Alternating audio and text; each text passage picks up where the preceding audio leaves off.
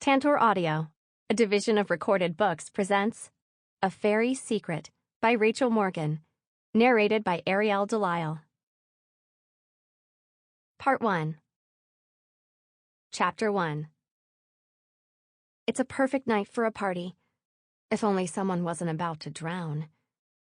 I rise to my feet, balancing carefully on the hood of the car, and pull my right arm back until my hand is in line with my ear. I grip the throwing star between my thumb and forefinger and point my left hand at my target, the kelpie gliding through the black water toward the 4 girls dangling their feet off the pier. "Not yet," my friend Zed murmurs from somewhere behind me. "Not unless he attacks the girls. It's illegal for you to make a move against him otherwise." I resist the urge to roll my eyes. As if we haven't broken the law 100 times already. Hey, the only time we're breaking the law is when we send ourselves on pretend assignments like this one. I'm sure we haven't done 100 of these yet. True, I say, closing one eye to better line up my hand with my target. But you forgot about Mom's law. Oh, right. We've definitely broken your mother's law more than 100 times. My laugh is louder than I intended, but the sound is quickly lost amidst the shouting, chatting, and giggling of the dozens of teens enjoying tonight's lakeside party. "Concentrate, Calla," Zed says. Sorry. I ignore the firelight dancing at the edge of my vision and focus on the kelpie. He was in horse form earlier when we noticed him on the other side of the lake, but he's in human form now. Well, almost human. If I were closer, I'd be able to see the water reeds in his hair. He moves slowly, keeping close to the bank. Only his head and neck are visible above the water. As he nears the pier, he slides beneath the water and disappears.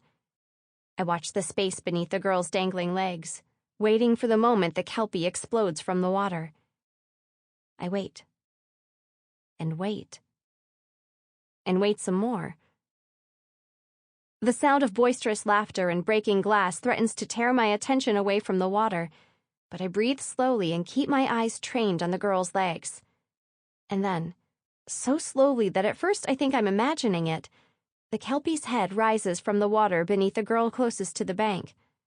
When his neck and shoulders are above the water's surface, she notices him. I expect her to jerk away in surprise or start screaming, but instead she leans toward him. Is he speaking to her?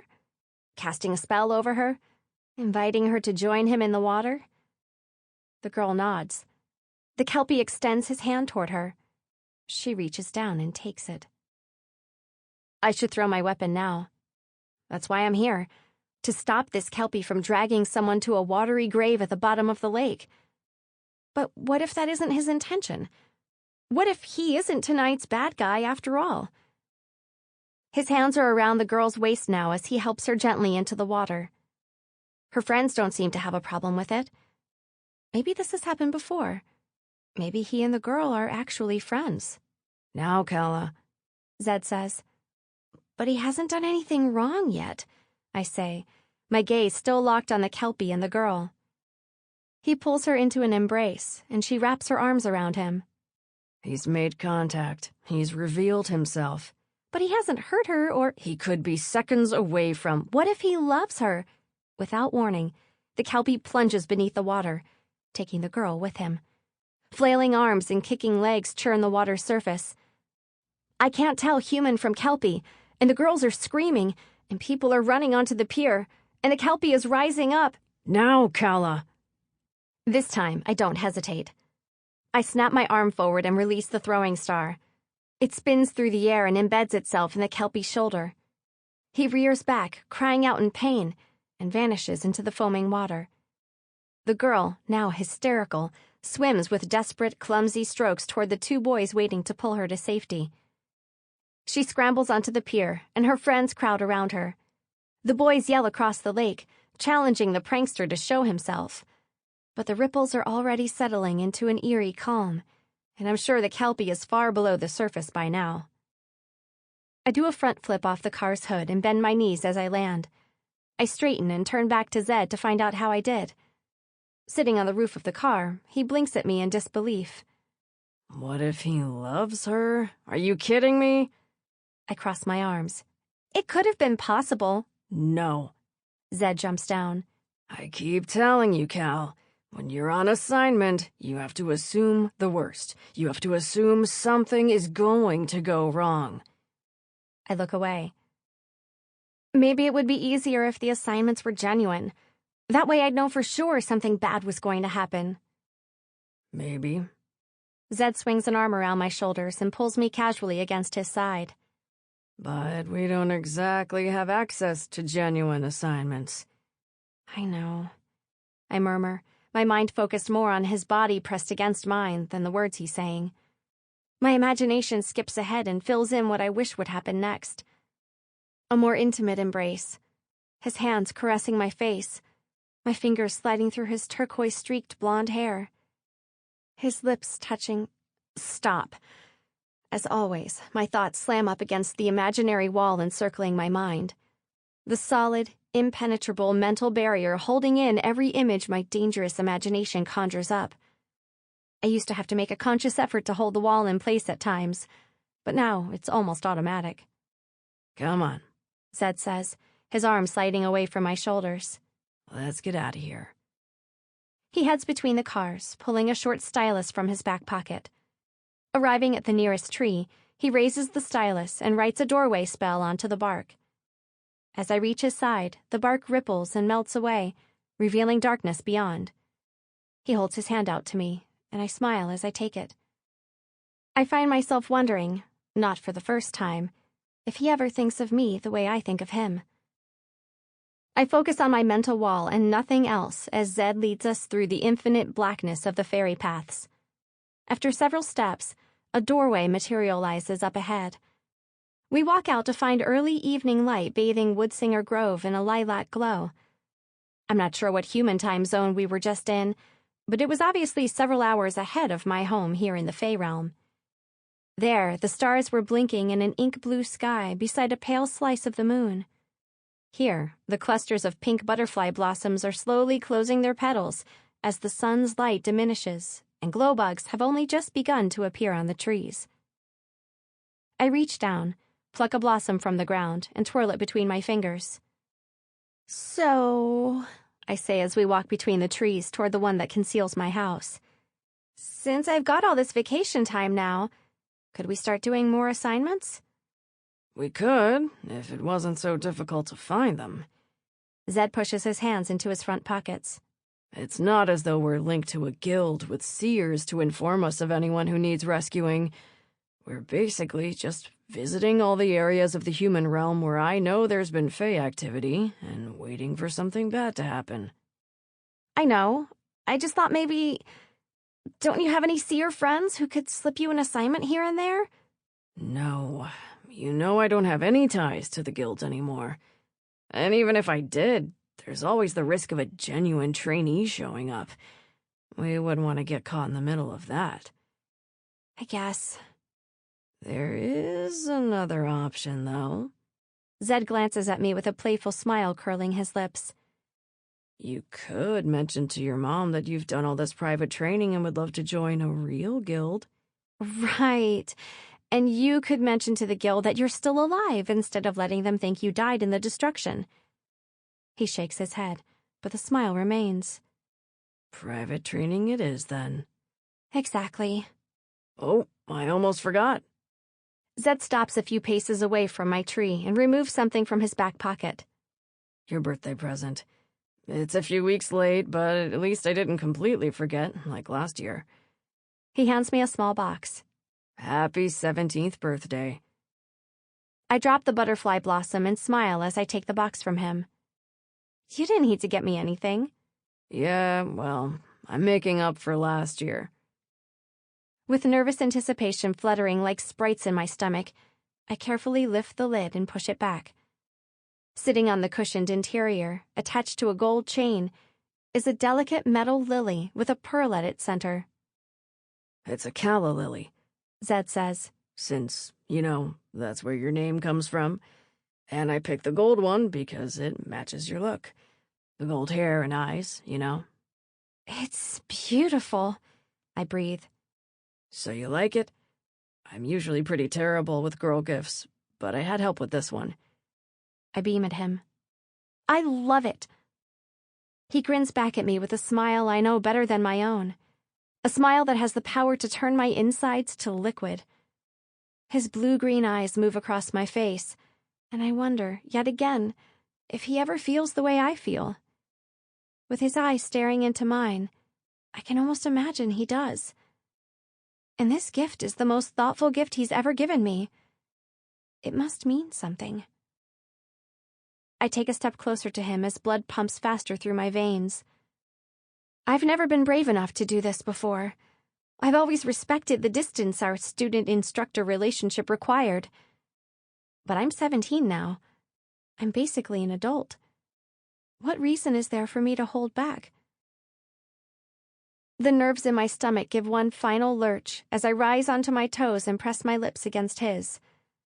My eyelids slide closed. His hands grip my shoulders. But instead of pulling me closer, he pushes me a step back. Whoa, Calla, hang on. He shakes his head slowly, giving me a wary look. Oh, shoot. My eyes fall to the ground as embarrassment heats my face. Look, it's not that you aren't. I mean, you're beautiful. You're an amazing girl. You're just so much younger than I am.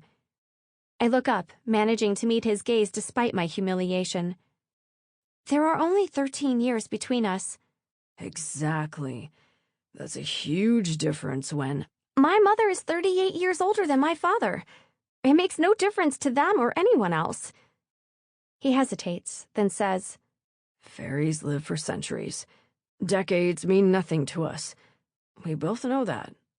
But when you're still growing up, 13 years is a significant difference.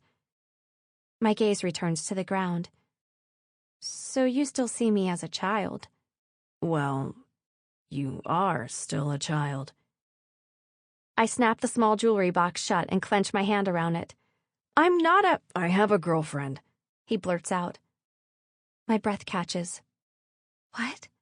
I whisper. She helped me choose your birthday present. She thought you'd really like... Oh my goodness! I stride past him with my eyes still fixed on the ground. This is utterly mortifying. Of course Zed has a girlfriend. What on earth possessed me to think kissing him was a good idea? In what realm could that possibly have ended well? Calla, I'm really sorry, he calls after me. I don't want to hurt you, I just... Good night, Zed, I shout without looking back. I stop in front of my tree and bend to retrieve my stylus from my sock. Before Zed can say anything else, I scribble a doorway onto the bark and hurry inside. I run upstairs and fall onto my bed. Throwing stars attached to the inside of my jacket poke into my chest. I sit up, pull them all out, toss them into my bedside drawer, and flop back onto the bed. I'll never be a real guardian. I'll never have their sparkling magical weapons. I'll never have their defining marks on my wrists. And I'll never have Zed. Despite the fact that he just rejected me, my stupid brain imagines Zed finding a way into my house, coming into my room, and confessing that he doesn't actually have a girlfriend. He loves me desperately, but there's some other reason he thinks we can't be together, so he made that story up. My mental wall cracks, and, for a moment, I actually see him walking through the door into my bedroom. Ugh! I squeeze my eyes shut and smack my fists against my forehead. I imagine the wall. I see the hole my crumbling emotional state has created. I push a brick into the hole, another brick, and another. I fill up the tiny gaps with magical, imaginary cement. When I open my eyes, Zed isn't there. A noise downstairs signals my mother's return from work. Surprised, I adjust my position and pull my amber from my back pocket so I can check the time. The shiny rectangular device is so thin I'm surprised I haven't snapped it in half by sitting on it. It's the latest of its kind. A birthday present from my parents. It's compatible with all the latest social spells, but that isn't why I wanted it. I wanted it for the art spell that allows me to draw and paint with my stylus or fingers, and then transfer the image to canvas later on. It means I can create art whenever inspiration strikes, even if I don't have a sketchbook with me. I touch my thumb to the amber surface. Gold numbers swim into view. Just as I suspected, it's too early for Mom to be home. Tuesdays are 6 p.m. days, so technically she's still got 23 minutes of work left. And technicalities are something Mom pays great attention to. I swing my legs over the side of the bed and stand. Forget about Zed. Forget about secret training. Forget about how unfair it is that your brother gets to be a guardian and you don't. I head out of my room toward the stairs, twisting a lock of golden hair around my finger. Whatever the reason for Mom's early return from work, I'm glad it happened after I got home. She would have freaked if... I stop. At the foot of the stairs is a man I don't recognize. A man in a dark, hooded coat that reaches his knees. A man with a long scar marring his left cheek. A man raising a knife. And looking directly at me. Chapter 2. The knife flies straight at me. I jerk to the side instinctively, and it zings past my ear. The man raises an eyebrow. Nice reflexes, he says. But can you dodge this? Red sparks sizzle through the air and strike my chest, throwing me back against the wall outside my bedroom. Momentarily stunned, I crumple onto the floor. Blinking, I look down at the singed hole in my t-shirt. If it weren't for the protective vest I wear beneath my clothes whenever I go out with Zed, my skin would be as burned as the t-shirt. Footsteps sound on the stairs. My heart thunders in my chest. My lungs struggle to find breath. I close my eyes, playing dead while I gather power. You know, it's a shame I have to get rid of you, the man calls as he climbs the staircase. You are exceptionally pretty. Have you been told that before? His footsteps stop. I crack my eyelids open and see him standing by my feet. I pull my leg back and kick his shin as hard as I can, grunting out, "Many times, mostly by jerks like you."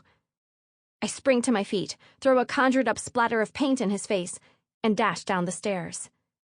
His cry of pain is short and followed by a string of curse words. I reach the living room and run to the other side, hoping to make it out before the man gets downstairs. But a loud thump makes me swing around before I can open a doorway. He must have jumped from the top to the bottom in a single leap, because there he stands, his hood fallen back to reveal his smirking face. I can't get away, I suddenly realize. The thought is followed almost instantly by another. Why do I want to get away? I want to fight bad guys, and now there's one standing in my living room. When am I going to get another opportunity like this? Remember when I said I have to get rid of you? The man says. Unfortunately, I meant that. I don't think so. Magic glitters above my palms. The sparks transform into angry winged insects, which zoom toward the man and swarm around his head while I gather more power in my hands. I've only stunned someone once before, and it's about time I tried again. A strong gale sweeps the insects aside before I'm ready.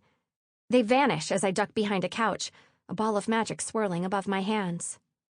You're not what I was expecting, the man says, sounding almost amused. Were you expecting to get your ass kicked? I ask, hoping I sound more confident than I feel.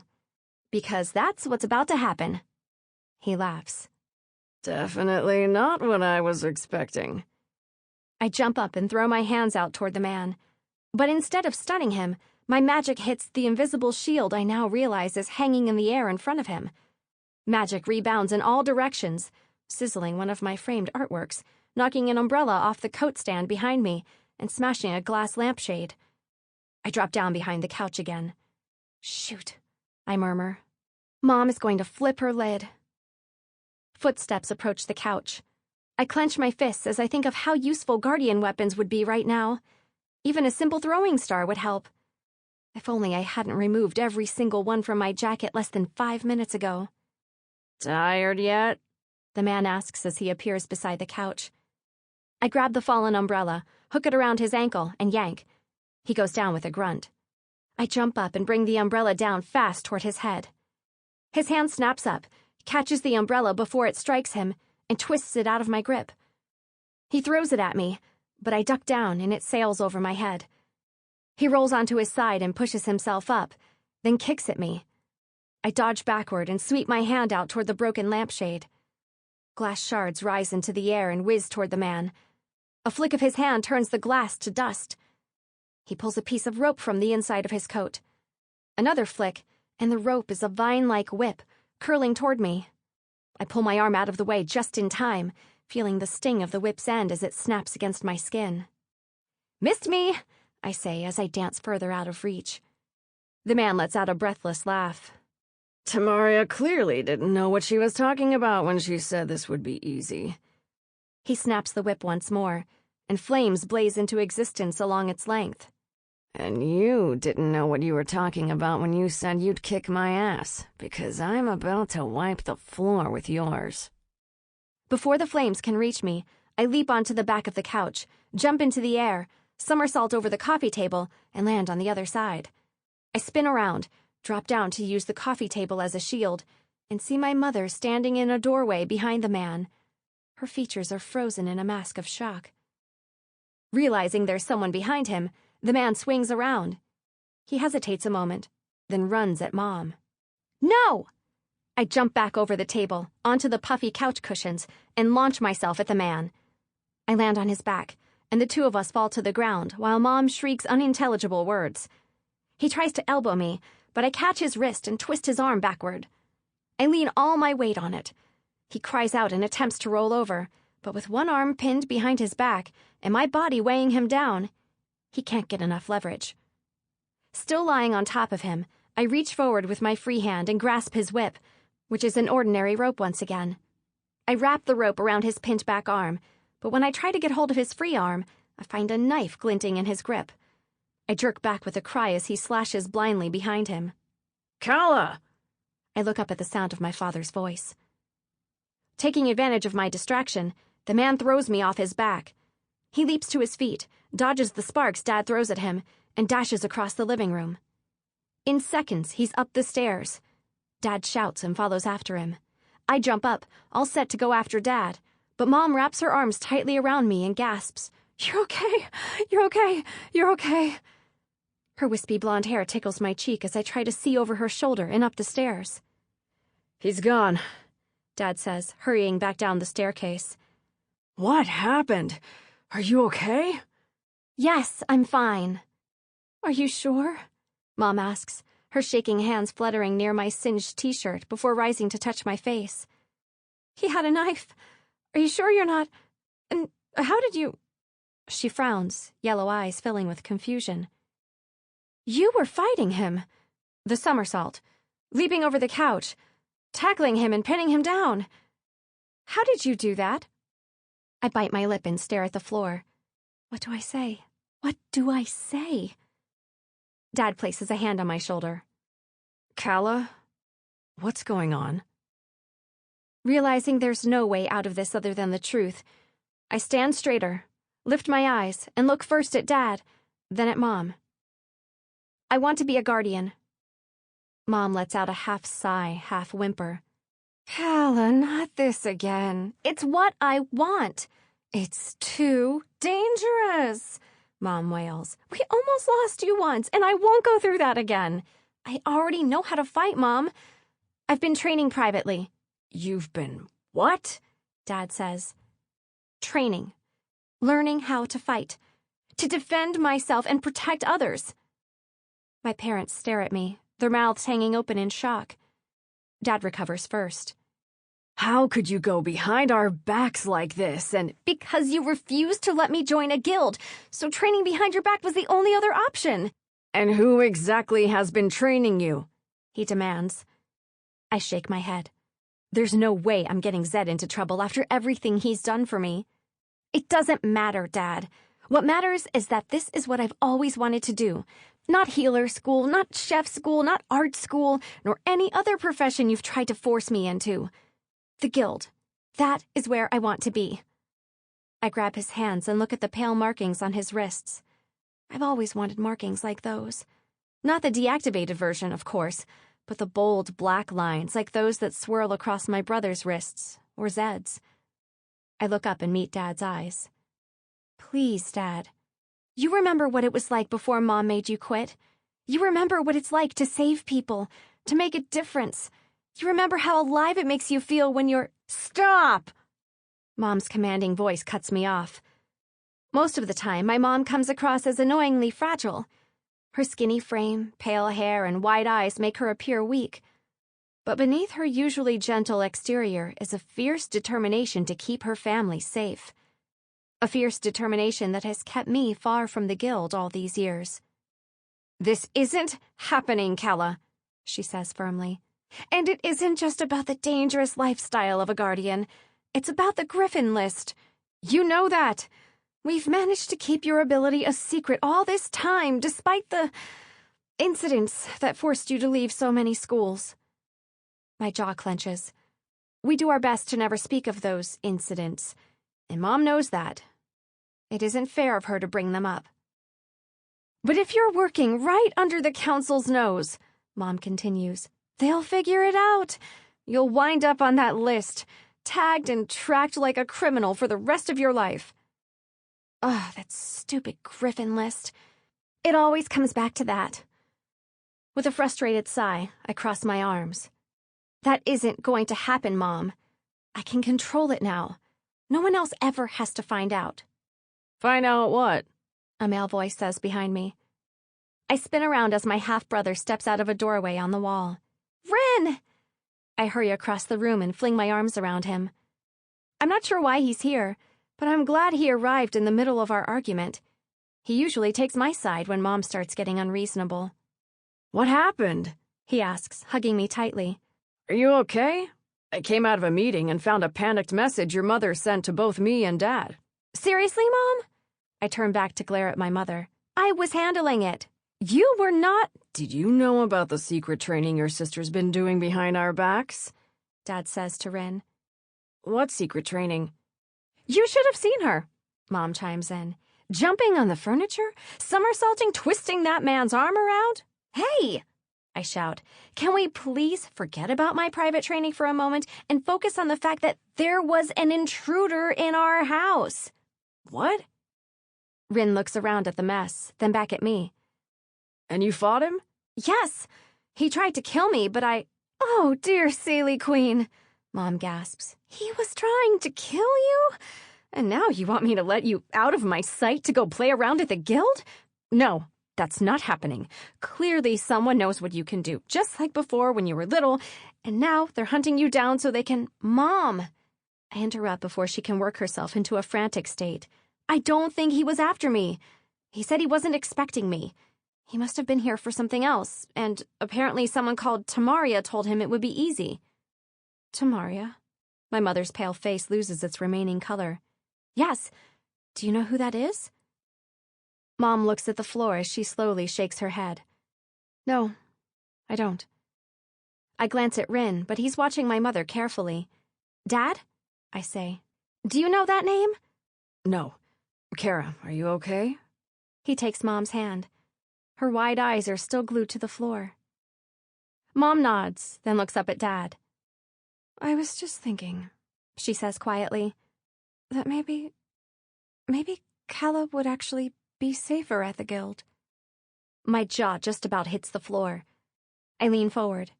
Excuse me? Mom ignores me and continues speaking in low tones to Dad. I can hear every word, though. If someone breaks in again, it would be better if Calla wasn't here. We could move. We should move. But that won't stop it from happening again. And maybe Calla should be learning to defend herself properly. Having such a unique Griffin ability means there's always a risk someone will find out about it. She'll never be 100% safe anywhere. At least at the guild, she'll be surrounded by people who can protect her while she learns the skills to protect herself. I don't bother pointing out that the whole reason for being a guardian is to protect others, not myself. In fact, I'm so dumbfounded by Mom's sudden change of heart that I can't say anything at all. Dad pulls Mom to the far corner of the room and lowers his voice so I can no longer hear what they're discussing. I'm not worried about him. Sample complete. Ready to continue?